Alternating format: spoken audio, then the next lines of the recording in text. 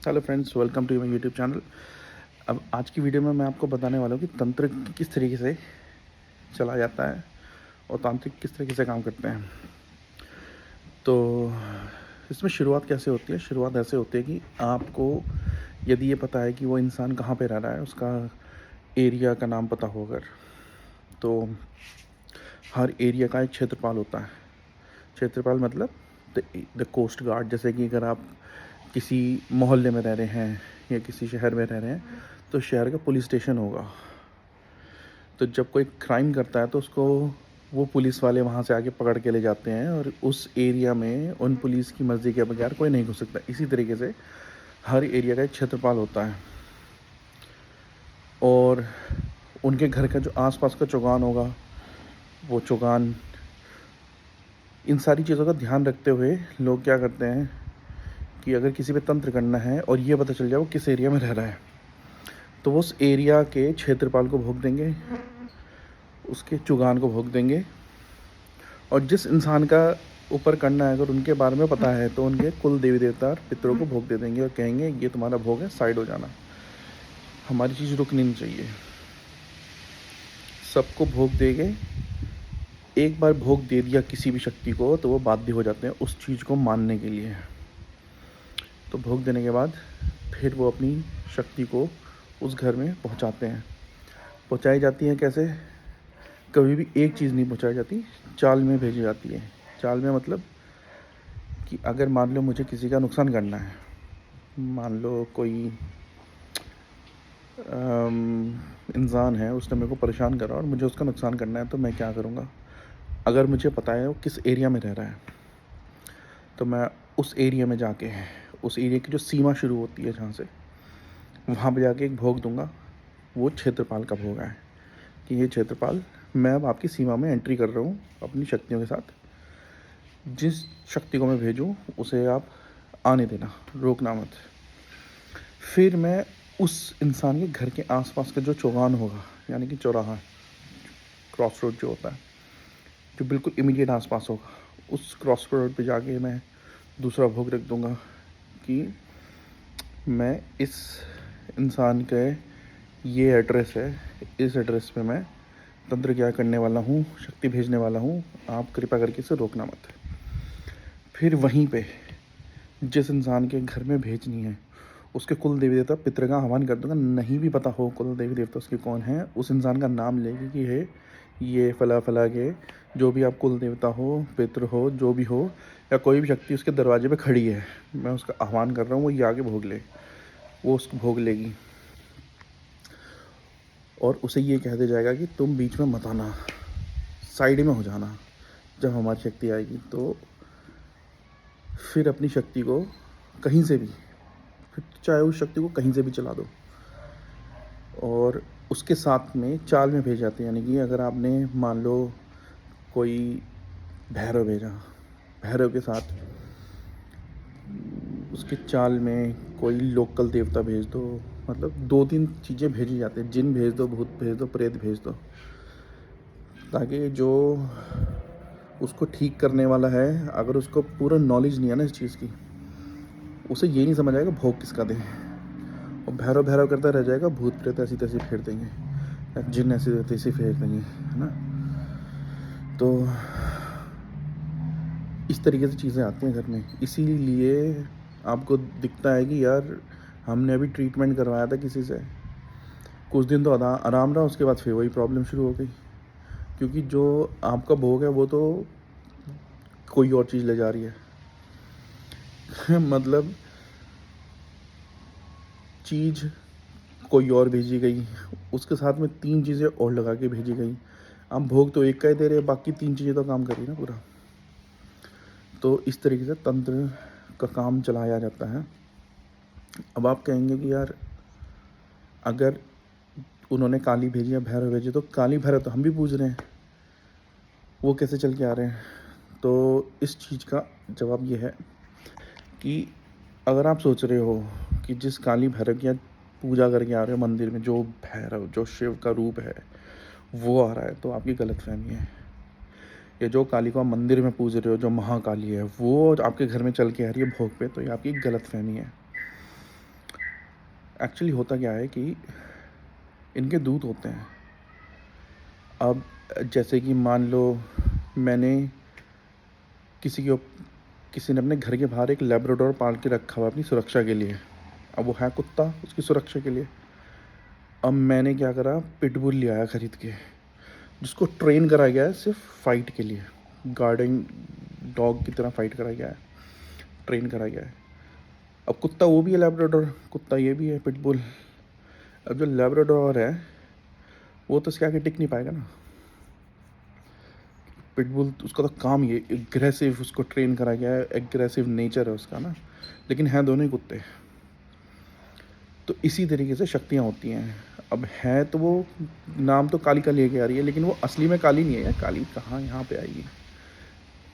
काली माता के लिए इतने सारे अनंत ब्रह्मांड हैं जिससे उसे चलाना है। भैरव के लिए अनंत ब्रह्मांड चलाने हैं, वो थोड़ी आएंगे। वो जिस दिन उनका नखून कट के गिर गया यहाँ पे, तो यहाँ पे बचना मुश्किल हो जाएगा, है ना। तो होता क्या है कि जो जैसे साधक होते हैं और उनकी डेथ हो जाती है, मान लो कोई भैरव साधक है और वो डेथ हो गई, तो मरने के बाद वो गण बन जाएगा भैरव का। तो अब कोई मान लो किसी ने 11 दिन की साधना करी, अब उसने साधना करी 11 दिन की, तो वो भैरव आएगा उस कैटेगरी का, यानी कि उस टाइप की गण आएगा जो उस लेवल का हो। किसी ने 11 दिन की साधना करी तो उस लेवल का आएगा, किसी ने 21 दिन की करी तो उस लेवल का आएगा, और किसी ने 1 साल की करी तो उस महा लेवल का भैरव आएगा, यानी कि भैरव का गण जो मतलब ज़बरदस्त हो, है ना। तो इसलिए होता है कि अगर मान लो आपने किसी पे भैरव चलाया, उसके घर में कोई और भैरव ऑलरेडी बैठा था तगड़े वाला, तो आने ही नहीं देगा, है ना। और आपने भैरव बनाया, किसी ने बहुत तगड़ा भेज दिया, तो आप संभाल नहीं पा रहे हो। ये रीज़न होता है। दूसरी बात ये होती है कि ये जितनी भी शक्तियाँ चलाई जाती है ना, ये इनसे रिक्वेस्ट करके कभी नहीं करवा सकते आप काम किसी का गलत। इनको बाध्य करा जाता है, इनको भोग दिया जाता है, इनके ऊपर आन लगाई जाती है। तो शाबर मंत्रों में आन से काम चलाया जाता है। इनको आन दी जाती है कि तुम्हें इसकी आन, तुम्हें इसकी आन, गुरु गोरखनाथ की आन, काली की आन बह। तो आन लगा के कि भाई जिस तरीके से अगर आपको कोई कहे कि यार तो ये काम कर दे, अगर नहीं करे तो अपनी माँ का बेटा नहीं है, तो आपको लगा साले मेरी माँ पे बात है कि मैं करके छोड़ूंगा ना। दूसरी बात है भोग इनको ऐसा दिया जाता है जैसे बकरा दे दिया, मुर्गा बकरा, ये तो नॉर्मल चीज़ है। लेकिन हाँ, अगर आपने इनकी सेवा करी है, आपने किसी उग्र शक्ति काली भैरव, है ना, इनकी सेवा करी है, तो चाहे कितना ही प्रचंड भैरव भेज दे कोई, वो आपके घर में आएगा। लेकिन जो आपका भैरव है, आपकी काली है, वो आपको इसका अंदेशा बता देंगे, भाई शक्ति आ गई है, उसको भोग दो। वो उस शक्ति को अंदर आने देंगे। आपके लिए मारने के लिए भेजा है तो आपको थोड़ा सा कट लगेगा, क्योंकि करना पड़ेगा उसे काम। और शक्तियाँ भी उसे कहेंगी हाँ भाई हम तेरी इज्जत करते हैं, जिस काम के लिए भेजा वो तो नहीं करने देंगे, थोड़ा सा करने देंगे, तो आपको थोड़ा सा कट लग जाएगा, खून निकल जाएगा। फिर आपको शक्तियाँ अंदेशा दिखाएंगी कि भाई दे इसे भोग। तो उसमें यदि आपके घर में नॉन वेज खाया जाता है तो वो बिना नॉन वेज के नहीं मानेगा। यदि आप प्योर वेजिटेरियन हैं तो वो मिठाई से और सिगरेट से इससे मान जाते हैं। तो अभी जैसे कि ये मेरे पे क्रिया कराई गई थी अभी कुछ दिन पहले, तो भेजा तो कुछ और काम के लिए गया था, तो पूजा में वो चीज़ आई सामने कि भाई मैं तो करके जाऊंगा। तो मैंने कहा आप इतनी बड़ी शक्ति, मैं इतना तुच्छ प्राणी, कि हाँ ये तो उनके आगे थोड़ा गिड़गिड़ाओ। उन्होंने कहा कि आपका भोग हम दिलवा देंगे। तो भाई 2 लौंग में मान गया। तो अगर आपके पास शक्तियाँ स्ट्रॉन्ग हैं तो ये 2 लौंग, आपके पास लौंग भी नहीं है ना, लौंग घुमा के भी नहीं चला सकते, मान लो वो भी नहीं है अगर, तो मिट्टी होती है ना, मिट्टी से भी मान जाते हैं, मिट्टी से भी उतारा हो जाता है। तो डिपेंड करता है कि आपके पास किस लेवल की तंत्र विद्या है। और ये एक तरीके से जो अच्छे साधक होते हैं ना, तो जैसे कि मेरे पे ये तंत्र कराया गया था, तो उसको मैंने बिठा ही लिया है यहीं के चौगाहे पे। मैंने कहा यहाँ बैठो, कहाँ वहाँ पे जाओगे, क्यों टेंशन ले रहे हो। तो जिसने भेजा था उसकी शक्ति यहीं बिठा ली, और फिर जब उससे काम कराना होगा उसी को वापस चला दूँगा। तो जो मैंने 41 दिन में जो सिद्धि करनी थी वो जिसने भेजा मेरे को 1 दिन में दे दी। तो ऐसा भी होता है, अगर आपको काम सही आता है ना तो सामने से कोई कर रहा है ना तो आपकी एक्चुअली मदद ही कर रहा है। आपका वो सिद्धि साधना जो आपने 51 दिन या 21 दिन ख़राब करने थे वो हैंड टू हैंड दे रहा है आपको। तो और अगर आपको नहीं पता तो फिर वो चीज़ बहुत नुकसान करके जाती है ना। तो इस तरीके से सिद्धि साधनाओं से काम कराया जाता है और इससे बचने के तरीके जो है ना बहुत आसान है। आसान इन द सेंस, आसान भी है बहुत मुश्किल भी है। आसान इन द सेंस कि आपको कुछ नहीं करना है। कोई भी शक्तिपीठ हो, माता काली का मंदिर हो, भैरव का मंदिर हो, शिव हो, उसे पकड़ लो और वहाँ डेली जाओ। जाना डेली पड़ेगा आपको। ये नहीं सोच सकते कि यार हफ्ते में 1 दिन चले जाएँ, 2 दिन चले, नहीं। डेली जाओ 41 डेज़ तक, डेली जाओ, डेली जाओ, डेली जाओ। उनको डेली का भोग लगाओ, माता काली को भोग लगाओ, भैरव का भोग लगाओ। अगर आपको दारू की कोई प्रॉब्लम नहीं है तो दारू लेके दारू का भोग भैरव के डायरेक्ट मुंह पे चढ़ाओ। तो ले भैरव दारू पी, उनके मुंह में सिगरेट लगाओ। यदि आप ऐसा करोगे ना तो कोई कितनी बड़ी तंत्र क्रिया कर दे आप पे, पहली बात तो ये कि वो तंत्र क्रिया होगी, चलेगी ज़रूर, वो अपना काम ज़रूर करेगी क्योंकि कोई शक्ति है, उसको आके अपना प्रेजेंस दिखा के जाना है।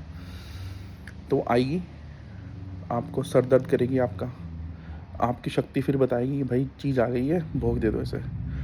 फिर आप उसे भोग दो, उसको खुश करो, वो आपको आशीर्वाद दे के चली जाएगी। कई बार वो को बोलती है कि मुझे यहीं रख ले।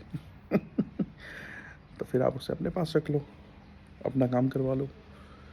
लेकिन किसी की भेजी हुई शक्ति को अपने पास घर में मत रखो, कहीं और रखो। जैसे मंदिर है, किसी मंदिर में जगह स्थान दिलवा दो, अपने घर में मत रखो, क्योंकि वो अगर शमशान से आई है या बहुत ही ज़्यादा नेगेटिव तरीके से भेजी गई है तो भोग आपको दिमाग ख़राब कर देगी। भोग मांग मांग के उसको किसी शक्ति के पास छोड़ के आओ कि काली के भैरव के पास की है, काली भैरव ये जो शक्ति आई है इसे अपने पास रख लो, अपनी स्थान दे दो, तो वो अपने आप देखेंगे फिर उसका भोग भाग जो भी है।